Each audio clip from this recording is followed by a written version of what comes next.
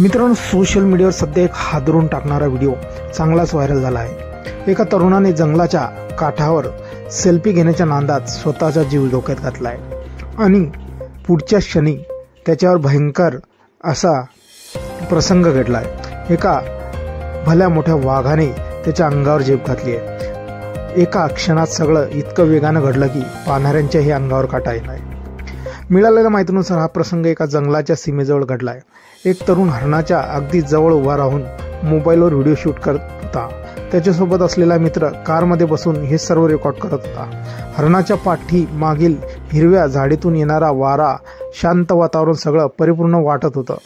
पण त्या क्षणी झुडपांमधून काहीतरी हल्लं आणि पुढच्याच सेकंदात एका रौद्र रूपाने येणाऱ्या वाघाने त्या तरुणाकडे धाव घेतली।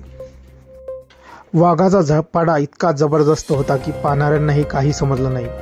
तरुणाने कशीबशी वेळेवर पलटी मारत स्वतःला वाचवलं। त्याच्या ओरडण्याचा आवाज, गाडीतील लोकांची किंकाळी आणि वाघाची गर्जना सगळं एकाच वेळी घडलं। कारमध्ये बसलेले लोक सुद्धा थरारून गेले आणि लगेच गाडी मागे घेतली। काही क्षणासाठी सगळं थांबलं, त्यानंतर व्हिडिओ थांबतो। या घटनेची छोटीशी व्हिडिओ क्लिप सोशल मीडियावर काही तासातच हजारो वेळा शेअर केली।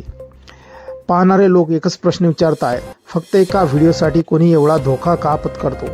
या घटनेनंतर वन विभाग आणि वन्यजीवप्रेमी लोकांनीही इशारा दिला आहे की जंगल म्हणजे पर्यटन स्थळ नाही तर जिवंत प्राण्यांचं घर आहे। नियम मोडल्यास किंमत जीवाने मोजावी लागते। या व्हिडिओमधून एकच गोष्ट स्पष्ट होते, सेल्फीच्या नादात जीवाशी खेळू नका।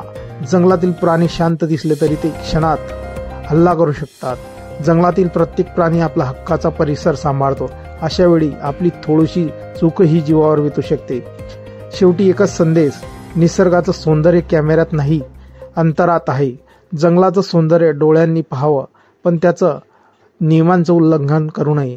थोडक्यात, वाघाची गर्जना फक्त चित्रपटातच नाही तर निसर्गातही प्राणघातक ठरू शकते।